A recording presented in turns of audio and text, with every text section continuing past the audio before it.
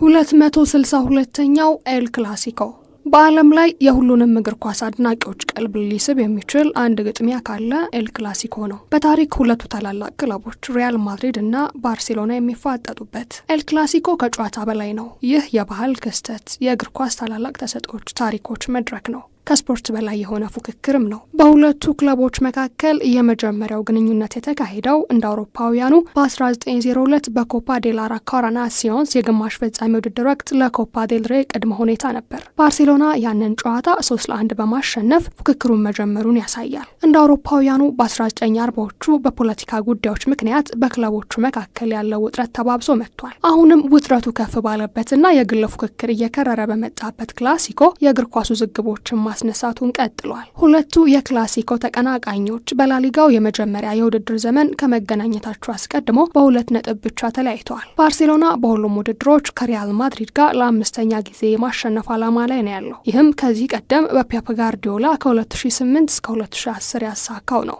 ባለፈው የውድድር ዘመን የላሊጋ ኮፓ ዴል ሬ እና ሱፐር ኮፓ ደ ኤስፓኛ የሶስትዮሽ ዋንጫን ለማንሳት ሲጓዝ የሃንሲ ፍሊክ ቡድን በማድሪድ ላይ 4 ተከታታይ ድሎችን አስመዝግቧል። ተቀናቃኞቻቸውን በሊጉ 4-0 እና 4-3 በኮፓ ዴል ሬ ፍጻሜ ጨዋታ 3-2 በጭማሪ ሰዓትና በሱፐር ኮፓ ትርኢት ደግሞ 5-2 አሸንፏቸዋል። ሪያል ማድሪድ በ9 ጨዋታዎች 24 ነጥቦችን በመሰብሰብ የላሊጋው መሪ ሆኖ ውድድሩን ይጀምራል። ይህ የሎስ ብላንኮቹ አዲሱ ዋና አሰልጣኝ ዣቢ አሎንሶ የመጀመሪያው ክላሲኮ ሲሆን አስተናጋጆቹ በማሸነፍ የነጥብ መሪነታቸውን ወደ 5 ከፍ ለማድረግ ይፈልጋሉ። በአንጻሩ ባርሴሎና በላሊጋው ሪያል ማድሪድ ላይ የበላይነት ለማሳየት ወደ ውድድሩ ይገባል። እስካሁን ከ9 ጨዋታዎች 22 ነጥቦችን በመሰብሰብ በላሊጋው 2ኛ ደረጃ ላይ መቀመጥ ችለዋል። በላሊጋው እስካሁን ከፍተኛ ጎል አስቆጣሪዎች የሆኑት ባርሴሎናዎች በ9 ጨዋታዎች 24 ጊዜ ኳስና መረብን አገናኝተዋል። ፌራን ቶሬስ እና ሮበርት ሌቫንዶቭስኪ እያንዳንዳቸው 4 ግቦችን በማስቆጠር ቀዳሚ ተጫዋቾች ናቸው። ታዳጊው ላሚን ያማል እና ከማንቸስተር ዩናይትድ በውሰት የሚገኘው ማርከስ ራሽፎርድ እንዲሁ 4 እና 3 ለጎል የሚሆኑ ኳሶችን አመሻሽተው በማቀበል በአጥቂው ላይ አስጊ ይመስላሉ። ባርሴሎና ሪያል ማድሪድን ባለፈው ውድድር ዘመን ባደረጋቸው 4 ጨዋታዎች አሸንፎ በሁሉም ውድድሮች ለ5ኛ ጊዜ ሎስ ብላንኮን ለማሸነፍ ያለመ ሲሆን ይህም ከ2008 እስከ 2010 በፔፕ ጋርዲዮላ መሪነት አንድ ጊዜ ብቻ ማሳካት ችሏል። በቡድኖቹ መካከል በተደረገው አጠቃላይ የእርስ በርስ ግንኙነት ጨዋታ ሁለቱ የስፔን ኃያላኖች 261 ጊዜ ተገናኝተው ሪያል ማድሪድ 105 ጊዜ ሲያሸንፍ ባርሴሎና ደግሞ 104 ጊዜ አሸንፏል። ሁለቱ ቡድኖች 52 ጊዜ አቻ ወጥተዋል። ሎስ ብላንኮቹ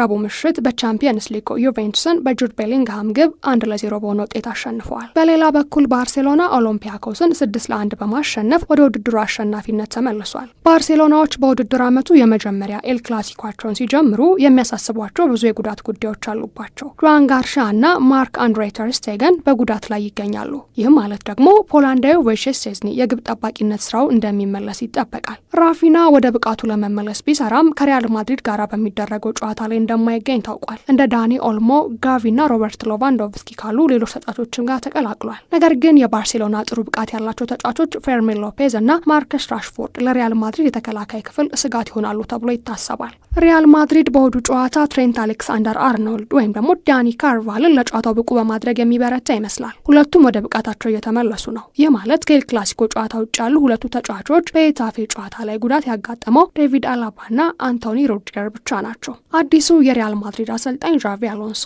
በፒኤስጂ በክለቦች ዓለም ዋንጫ የግማሽ ፍጻሜ ጨዋታና በአትሌቲኮ ማድሪድ 5-2 ሽንፈት ተከትሎ ባደረጋቸው ወሳኝ ጨዋታዎች ላይ ባሳየው ብቃት ጥያቄዎች ቢነሱበትም ጥሩ ጅምር አድርጓል። በሌላ በኩል ሃንሲ ፍሊክ የዛሬውን ፍልሚያ ካሸነፉ 5 ተከታታይ ጨዋታዎችን በኤል ክላሲኮ በማሸነፍ የፔፕ ጋርዲዮላን ሪካርድ ይጋራሉ።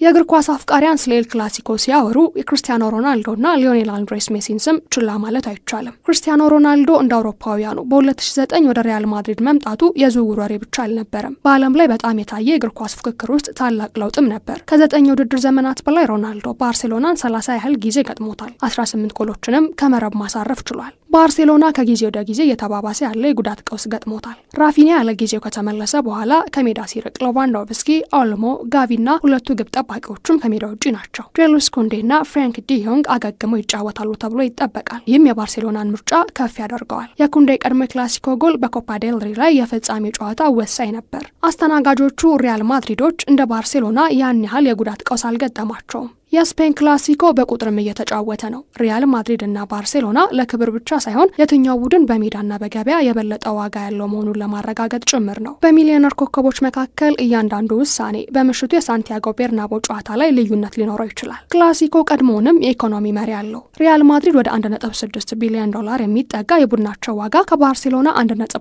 ቢሊዮን ዶላር በልጧል። ሆኖም ግን በግለሰብ እሴት ጉዳዮቹ ረገድ ባርሴሎና ከ230 ሚሊዮን ዶላር በላይ ዋጋ ካለው ላሚን ያማል ጋር ይመራል። ከምባፔና ቤሊንግሃምም ይበልጣል። የሁለቱም ወደ 200 ሚሊዮን ዶላር ይጠጋል። ሪያል ማድሪድ እና ባርሴሎና በ2025/26 በላሊጋው በጉጉት ከሚጠበቁት ግጥሚያዎች መካከል አንዱን ያደርጋሉ። ጨዋታው ምሽት 12 ሰዓት ከ15 በማድሪድ ታዋቂው ሳንቲያጎ ቤርናቦ ስታዲየም እንዲደረግ መርሃ ግብር ተይዞለታል። ሴዛር ሶቶ ግራንዶ በሪያል ማድሪድ እና በባርሴሎና መካከል የሚደረገውን ኤል ክላሲኮ በሳንቲያጎ ቤርናቦ ይመሩታል። 262ኛውን ክላሲኮስ ማን በበላይነት ያጠናቅቃል? 12 ከ15 ጥያቄው ምላሽ ያገኛል።